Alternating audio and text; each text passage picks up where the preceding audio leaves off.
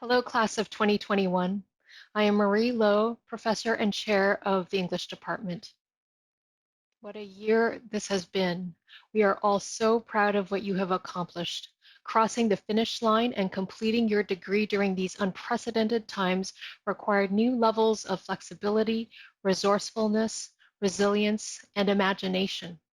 So thank you for showing up, for being present despite the disembodiment of Zoom, and for persevering through uncertainty and being compassionate with yourself and each other when everything else seemed to be fraying.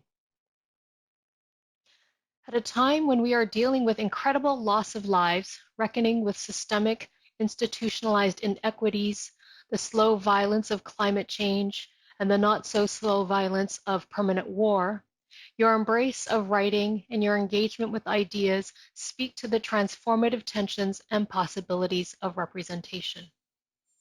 I can't help but think of Stuart Hall's 1992 essay, Cultural Studies and Its Theoretical Legacies, published during the AIDS pandemic, and his grappling with the relevance of cultural studies when so many people were dying and a cure or even a treatment seemed nowhere in sight. Against the urgency of people dying in the streets, he asks, what in God's name is the point of cultural studies? And here, of course, we might substitute a degree in English, or more broadly, the humanities, for cultural studies. But taking seriously the urgency of that question and recognizing the limits of cultural studies, he also highlights the unique power that careful attention to language enables. He writes, the question of AIDS is an extremely important terrain of struggle and contestation. In addition to the people who are dying or have died or will, there are the many people dying who are never spoken of. End of quote. In other words, who gets represented and who does not? Whose lives are mourned and whose are not? Whose lives matter and whose do not?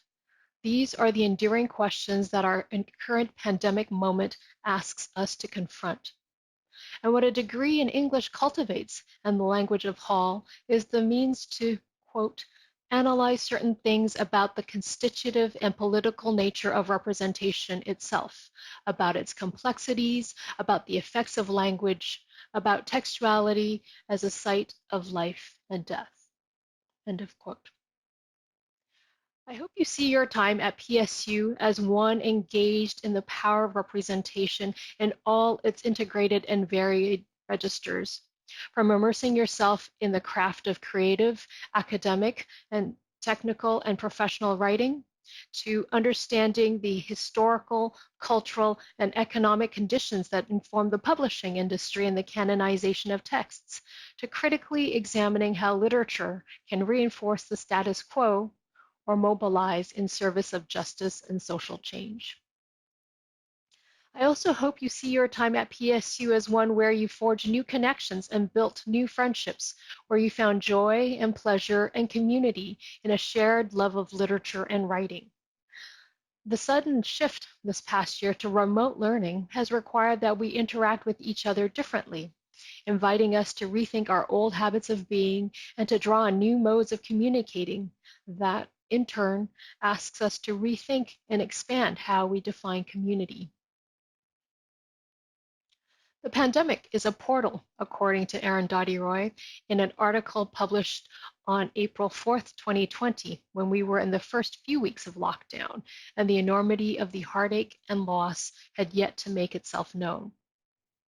Quote, historically, pandemics have forced humans to break with the past and imagine their world anew. This one is no different. It is a portal, a gateway between one world and the next. We can choose to walk through it, dragging the carcasses of our prejudice and hatred, our avarice, our data banks and dead ideas, our dead rivers and smoky skies behind us.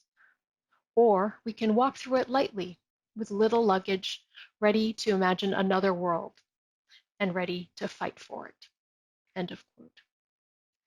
Class of 2021, may you walk through this portal lightly, ready to imagine another world and ready to fight for it. Congratulations, and we will miss you.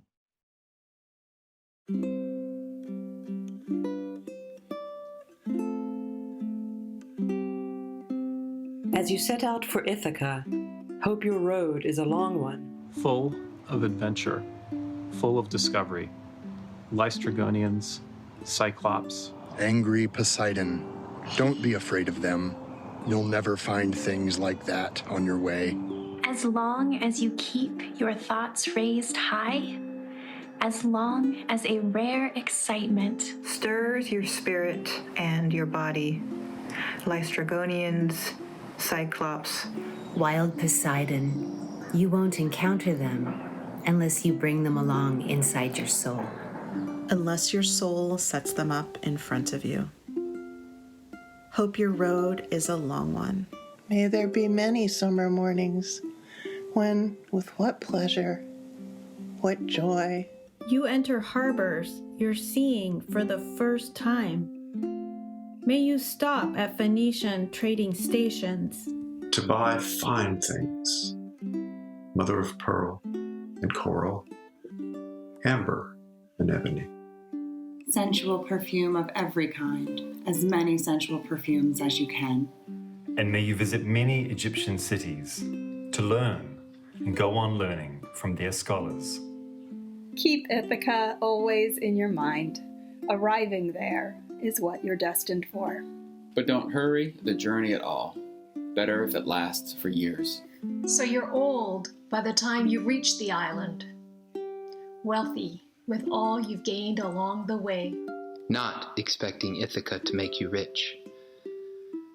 Ithaca gave you a marvelous journey. Without her, you wouldn't have set out. She has nothing left to give you now.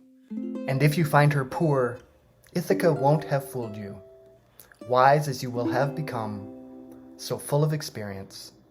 You'll have understood by then what these Ithacas mean. Congratulations to you all. We're so proud of you. We will miss you. Please keep in touch, and all the very best of luck in your future.